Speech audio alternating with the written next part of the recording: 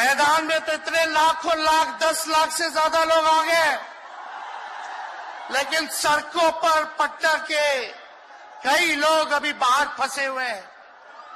प्रशासन ने रात भर तंग किया, लेकिन फिर भी आप लोगों ने मजबूत इरादे के साथ आप सब लोग यहां आए, तो आप सब लोगों का हम धन्यवाद करते हैं। 3500 किलोमीटर हम लोगों ने 10 दिन में पूरे बिहार घूमने का काम किया, और आप लोगों को हमने आमंत्रण किया था कि आप सब लोग पटना चले, और इतनी बड़ी संख्या में आप लोग आए हैं, तो आज रिकॉर्ड टूटा है। पूरी रैलियों का जो है रिकॉर्ड टूटा है। यही गांधी मैदान है, यहां राजनीतिक रैलियां तो होती थी, लेकिन जब तेजस्वी 17 महीने सरकार में था तो नौकरी का भी रैला यही मैदान से एक साथ 2 लाख लोगों को हमने नियुक्ति पत्र बंटवाया था। याद है कि नहीं है? तो रोजगार मेला भी, रोजगार रैली भी हम लोगों ने इस धरती पे किया है। इसलिए आप सब लोग जो विश्वास के साथ आए हैं, अपने भाई को, अपने बेटे को आशीर्वाद देने के लिए, इसके लिए आप सब लोगों को हम धन्यवाद देना चाहते हैं। आप सब लोग जानते हैं चाचा जी पलट गए, लेकिन पलट गए तो जहां भी रहे सुखी रहे। आप लोग तो जानते हैं, हम आपसे पूछना चाहते हैं, सबसे पहली बार आपने किसके मुंह से सुना था 10 लाख नौकरी का? पटना में, बिहार में पोस्टर लगवा रहे हैं नीतीश कुमार जी। हमारे आदरणीय हैं, हमारे चाचा हैं, हम उनका आदर करते हैं, सम्मान करते हैं, बुजुर्ग हो गए हैं, लेकिन पोस्टर लगवा रहे कि रोजगार मतलब नीतीश कुमार। ये वही नीतीश कुमार जी हैं जब 2020 में हमने वादा किया था कि 10 लाख सरकारी नौकरी देंगे, तो मुख्यमंत्री जी ने कहा था कहां से आएगा पैसा? अपने बाप के पास से ला करके वेतन बांटेगा? असंभव है। सोचो, जो 17 साल में नहीं हुआ, उसी मुख्यमंत्री से, उन्हीं के हाथों 17 महीनों में हमने इसी मैदान में लगभग 5 लाख लोगों को सरकारी नौकरी हम लोगों ने दिलवाने का काम किया।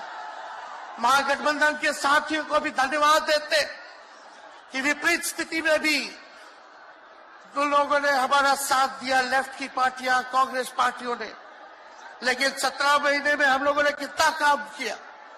जाति आधारित गणना कराई, आरक्षण की सीमा 75% कराया, अति पिछड़े भाइयों का हम लोगों ने 24% बढ़ाया, पिछड़े भाइयों का बढ़ाया, हम लोगों ने दलित आधारित भाइयों का बढ़ाया, हमने आदिवासी भाइयों का बढ़ाया। जो काम आजादी के बाद से अब तक नहीं हुआ था, किसी सरकार ने नहीं किया था, उस काम को बिहार में हम लोगों ने करके दिखाया केवल 17 महीनों में। शिक्षा मित्र हो, विकास मित्र हो, टोला सेवक हो, तालमी मरकज के लोग हो, आंगनबाड़ी हो, उन सबके मानदेय को हम लोगों ने बढ़ाने का काम किया, दोगुना किया। ममता आशा का भी फाइल हम कर चुके हैं, लेकिन मुख्यमंत्री जी कई महीनों से रोक करके रखे, कैबिनेट में फाइल नहीं आने दे रहे। स्वास्थ्य विभाग से 1,30,000 का पब्लिक हेल्थ कैडर का फाइल दबा करके रखे हैं, लेकिन कितना भी दबाएंगे, तेजस्वी खड़ा है आपकी लड़ाई में, आपको आपका अधिकार दिला करके रहेगा। तो इस लड़ाई में साथ है कि नहीं है? दोनों हाथ उठा के बताइए। अगर आप साथ दोगे तो तेजस्वी मर मिटने को तैयार है आपके लिए। कुछ लोग कहते रहते हैं कि माई की पार्टी है, मुसलमान यादव की पार्टी है। हम कहना चाहते हैं माई के साथ साथ बाप की भी पार्टी है। ये माई बाप की पार्टी है।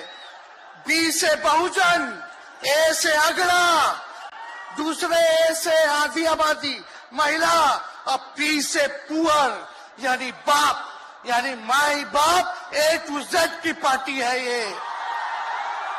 और माई बाप हमारी जनता है। आप ही हमारी ताकत है, आप ही हमारी प्रेरणा है।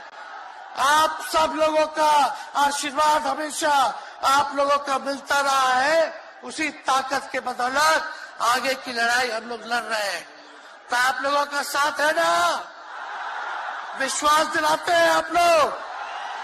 और आरजेडी का मतलब, मोदी जी कुछ भी कहते रहे, लेकिन आरजेडी का मतलब है आर से राइट्स यानी अधिकार, जे से जॉब मतलब नौकरियां, और डी से डेवलपमेंट मतलब विकास, यानी अधिकार, नौकरियां, विकास, राइट्स, जॉब, डेवलपमेंट, ये है आरजेडी का मतलब। बीजेपी के लोग जगह जगह तोड़ फोड़ करते रहते हैं। स्थिर सरकारों को तोड़ लिया जाता है। अरे कुछ विधायक इधर से उधर कर दे, कोई फर्क नहीं पड़ने वाला है। लेकिन जनता को कहां से खरीदेंगे? जनता जवाब देगी। जवाब दीजिएगा ना। कुछ लोग डर के कारण, कुछ लोग लालच के कारण घुटने टेकते हैं मोदी जी के आगे, भाजपा के आगे। लेकिन मुझे गर्व है अपने पिता पर। ये कितने बड़े से बड़ी भी विपदा आई, कितना भी डराया गया, कितना भी कोशिश किया झुकाने का, लेकिन हमारे पिता ने लड़ने का काम किया। कभी झुके नहीं, कभी डरे नहीं। और हम विश्वास दिलाते हैं जब लालू जी नहीं डरे तो उनका बेटा डरेगा। लड़ेंगे आखिरी सांस तक।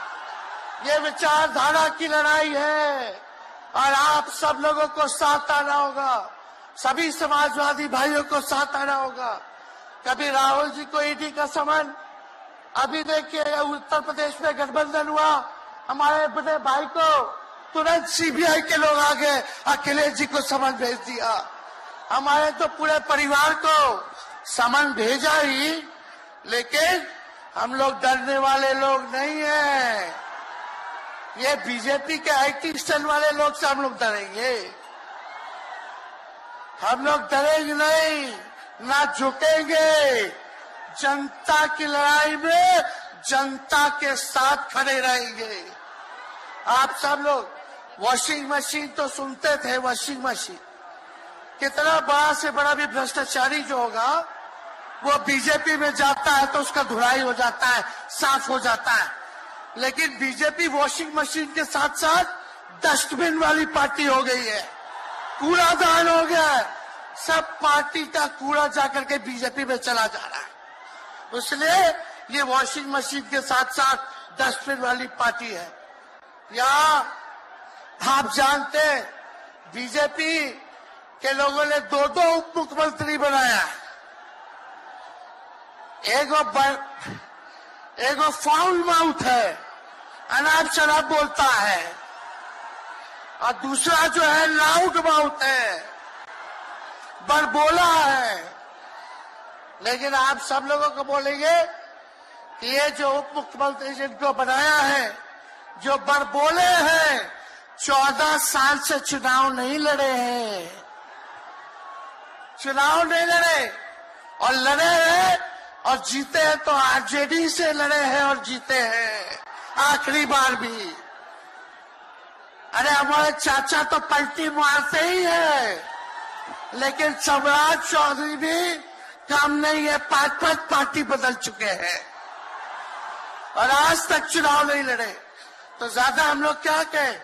लेकिन मोदी जी आए थे कल यहाँ, क्या बोल करके गए? वही जुमला, वही बकवास की बातें, झूठ प्रचार। हम तो शुरू से कहते हैं मोदी जी झूठ बोलने के फैक्ट्री है, मैन्युफैक्चरर है। मोदी जी होलसेलर के साथ डिस्ट्रीब्यूटर भी है झूठ बोलने के। आप लोगों ने पिछले बार 40 में से 39 एमपी बीजेपी को जिताया। आज यहाँ बिहार के जिले जिले से हर लोग आए हैं भाजपा के सांसदों से पूछना कि उनके जिला में भाजपा के लोगों ने क्या किया।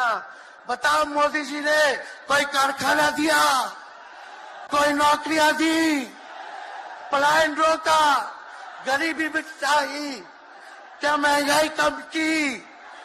कहां से फिर बिहार को विशेष राज्य का दर्जा देना था, वो भी नहीं दे पाए। जरा सवाल कीजिएगा कि आप कहते थे 2-2 करोड़ रोजगार देंगे, 15-15 लाख रुपया खाता में देंगे, क्या हुआ? इसलिए आने वाले समय में आकलन करके आप लोग निर्णय लीजिएगा और वोट देने का काम कीजिएगा। तो आप सब लोगों को ये कहना है कि भाजपा के लोग गोबर को भी गाजर का हलवा देकर के परोस देते हैं। इतना झूठ बोलते हैं ये लोग। बताओ, गोबर को गाजर का हलवा बना करके दे देते हैं, परोस देते हैं। झूठा लोग हैं ये लोग।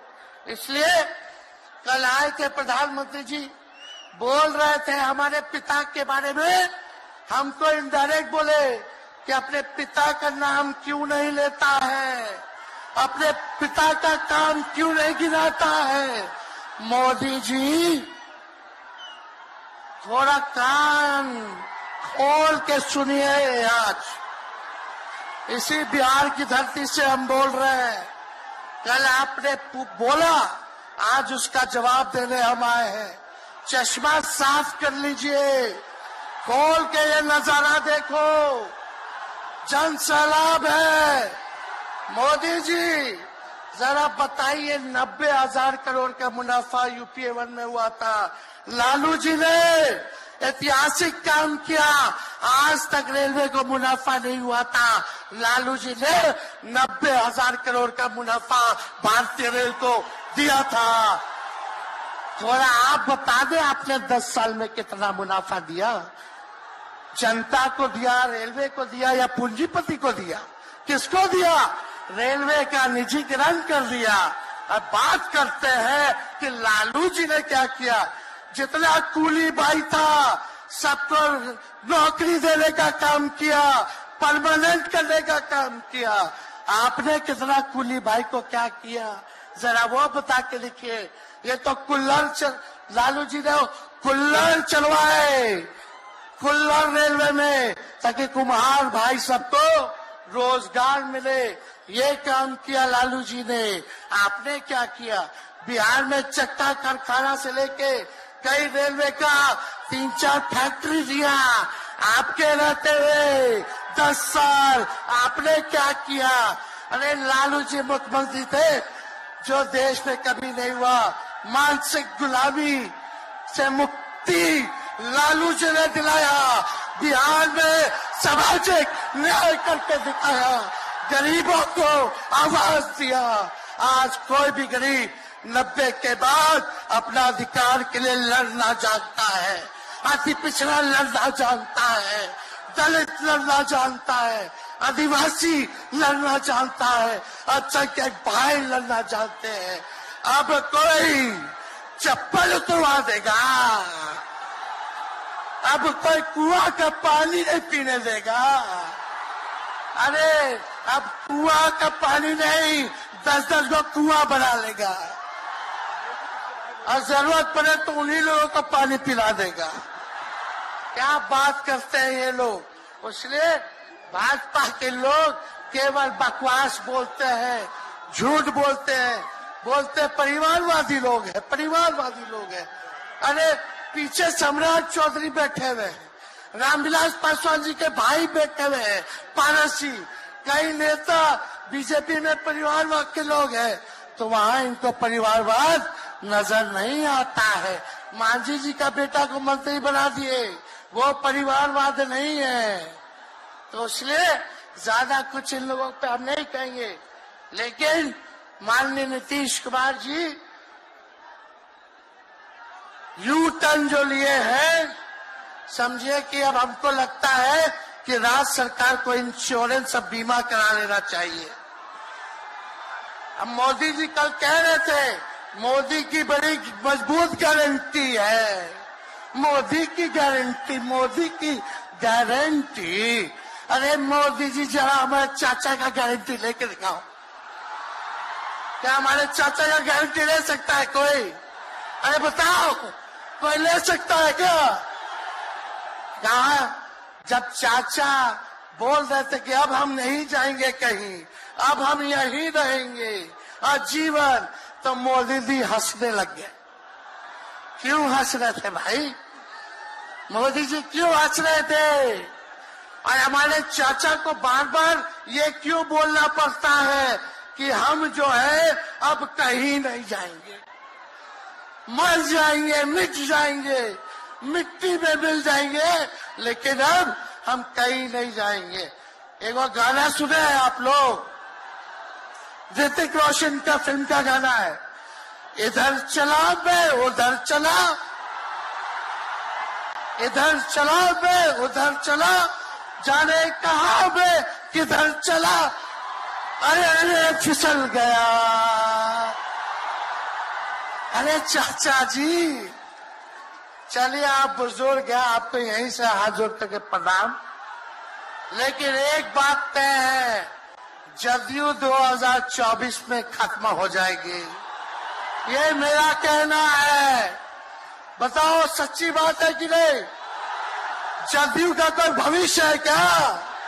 कोई भविष्य नहीं है। आप इधर चलिए उधर चलिए, अब आपका कुछ बचबे नहीं करेगा तो आप फिसल जाओगे, कहीं के नहीं रहोगे।